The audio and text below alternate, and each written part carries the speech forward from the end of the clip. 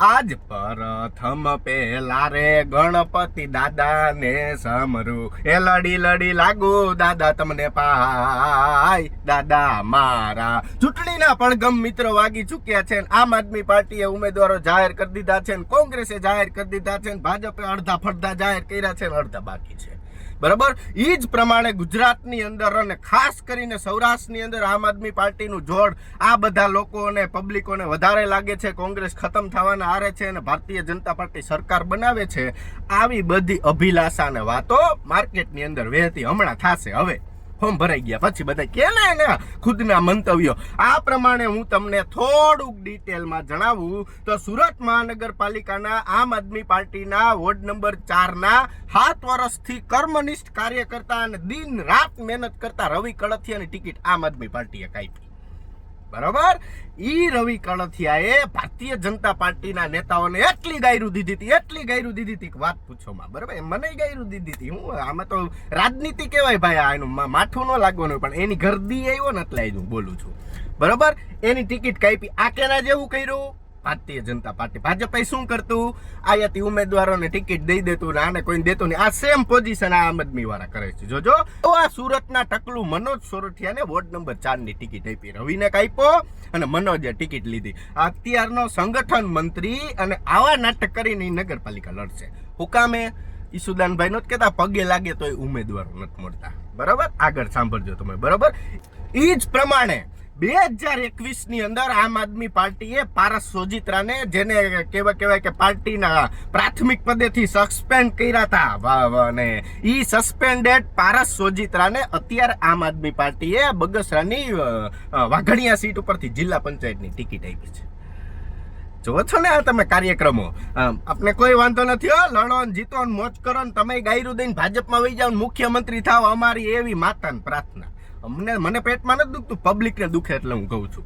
બરાબર. આમ આદમીએ સસ્પેન્ડ કર્યા ને એને પારસ સોજિત્રાની ટિકિટ આપી. અને પારસ સોજિત્રાએ એના માતૃશ્રીની હું ફોર્મ ભરાવશે. એના બાનું. એના બા ફોર્મ ભરશે, પારસ સોજિત્રા પ્રચાર કરશે, એના બા જીતશે અને પછી પારસ સોજિત્રા કામ કરશે.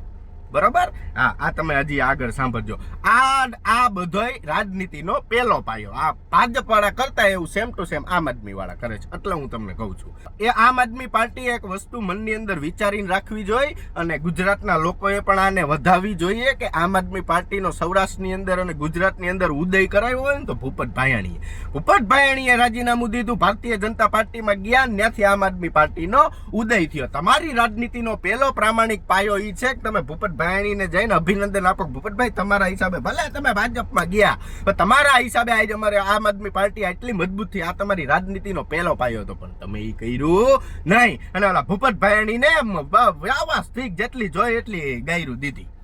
તમને બધાય ખબર જ છે, ગળ હોય ન્યા જ માખીયું જાય. બાકી જેવો ગળ પૂરો થઈ જાય એટલે એક માખી ન્યા આવે નહીં, કાંઈ નહીં. અત્યારે આમ આદમી પાર્ટી પાસે એને ગળ ખાવો છે ને એટલે પગે પડે છે ઉમેદવાર હાટુથી.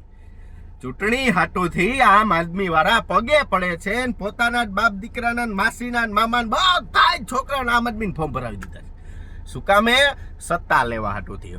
એને પબ્લિક આરે કાંઈ લેવા દેવા નથી. ભારતીય જનતા પાર્ટી હોય, ભાજપ હોય, કોંગ્રેસ હોય, આમ આદમી હોય, બીએસપી હોય, એમ્સ હોય, ગમે હોય, પબ્લિક આરે કાંઈ લેવા દેવા નથી. એનો ગોલ શું હોય મિત્રો? સરકાર કેની? ભાજપની. સરકાર કેની? કોંગ્રેસની. હાલો પાડી દો, બીજી વાત નહીં. હવે ઈ બધાય ઉતરી જાય ને આ બધાય બેસી જાય તો આ વિકાસ કરશે. આ બધાએ ગોપાલ ઇટાલિયાની ઘરે હમણાં વોરંટ આવ્યું હતું. બરાબર ને? ગોપાલભાઈ વોરંટ આવ્યો એટલે ગોપાલે વિડીયો મૂક્યો કે મુખ્ય હર્ષ સંઘવીએ મારી ઘીરે પોલીસ મૂકી. તમે તો બહુ મોટા એવા રાષ્ટ્રપતિ રહ્યા, તમારી ઘીરે પોલીસ મૂકી. એટલે પોલીસ વાળા વોરંટ બજાવવા આવ્યા હતા. અમારી ઘીરે આવે છે, અમે કોઈ દી એવી ફરિયાદ ના કરી, તમે કોઈ દી એમ ન બોલ્યા કે વોરંટ બજાવવા આવ્યા હતા અને મારા માતૃશ્રીને હેરાન કર્યા. તો માતૃશ્રીને કયો ફરિયાદ કરે? કાં ફરિયાદ ના કરી?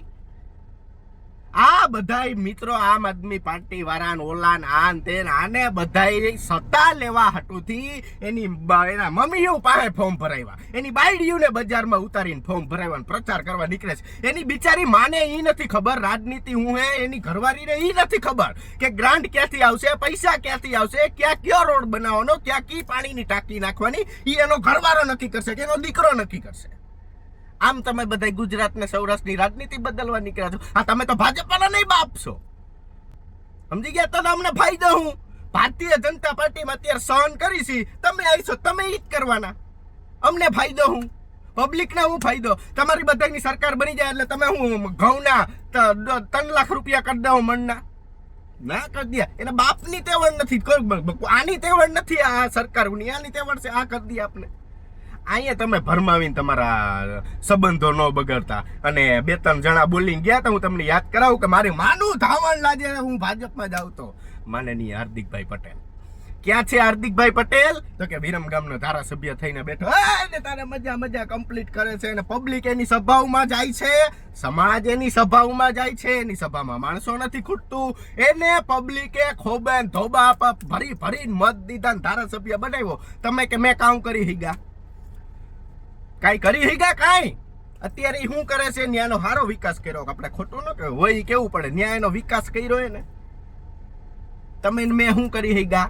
વિડીયો બનાવીને કોમેન્ટો માર્યા રાખ્યા, આમને તેમને, ઓલું આન આ જોવાનું. અને એનો જ એક સાક્ષી તો કે સુરત ચંદ્રની સાક્ષીએ કહું છું, હું કોઈ દી ભાજપમાં નહીં જાઉં. અલ્પેશ ઠાકોર રાતે 3:30 વાગે સભા બોલાવે એના સમાજની, અને માણસો પડી કરતું. આ ઈ અલ્પેશ ઠાકોર.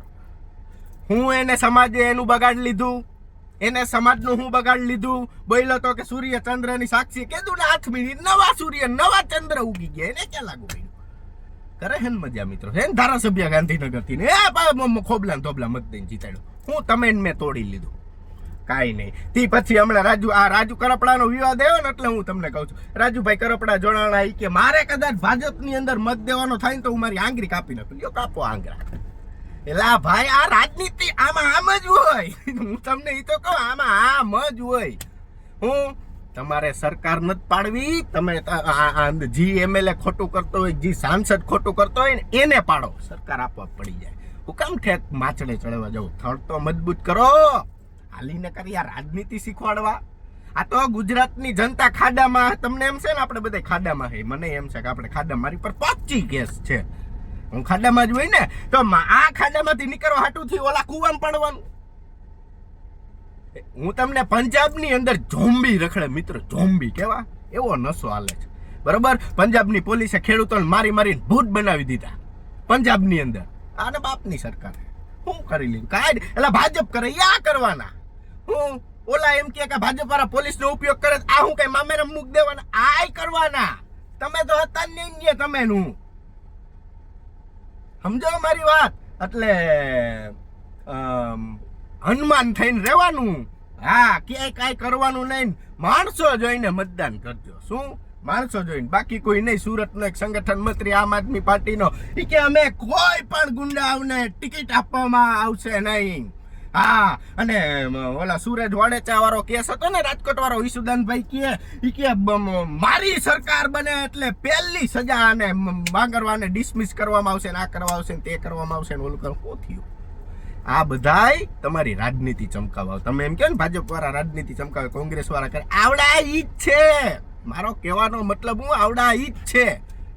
જેમ છૂટું થાય ને એમ જ આમાં છૂટું થાય. સુરતનો સંગઠન મંત્રી કે ગુંડાઓને ટિકિટ નહીં દે, ઈ જ સંગઠન મંત્રી કોકને બળાત્કારના કેસમાં ફિટ કરી દેવાની ધમકી લઈને 10 લાખની ખંડની માંગી. બોલો, જામનગરમાં ગુજસી ટોકના આરોપીને ટિકિટ આપી.